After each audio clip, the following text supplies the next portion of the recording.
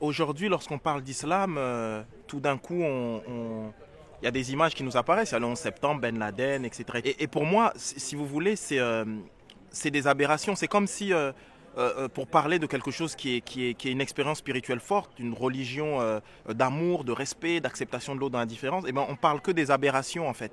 Et que la réalité, c'est qu'il est important en toute chose et plus précisément encore dans la chose spirituelle, c'est qu'il y a toujours un équilibre entre finalement entre ce qui est la lettre et l'esprit, entre ce qui est le fond et la forme, entre ce qui est le cœur et le corps, enfin voilà, et ça ne fonctionne qu'ensemble. C'est-à-dire qu'on ne peut pas séparer.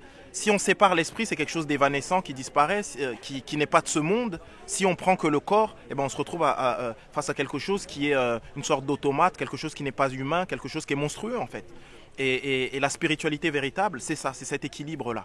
Et quand on est dans cet équilibre-là, on comprend finalement que la religion n'est qu'un outil, n'est qu'un moyen. Chacun choisit la religion qu'il veut, ou la non-religion, qu'importe.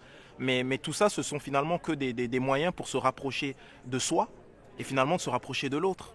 Donc voilà, et c'est ce que j'essaie d'expliciter, en tout cas par rapport à mon expérience personnelle et vécue, puisque moi-même je suis musulman, puisque moi-même je suis un enseignement spirituel auprès d'un maître spirituel. Et voilà, et on fantasme énormément sur l'islam, et on fantasme énormément sur les banlieues, je viens de banlieue, et on fantasme énormément sur le rap, et dire que derrière tous ces fantasmes ou ces histoires médiatiques, eh bien, il y a des histoires personnelles, des histoires d'êtres humains, et c'est ce que j'essaie de dire.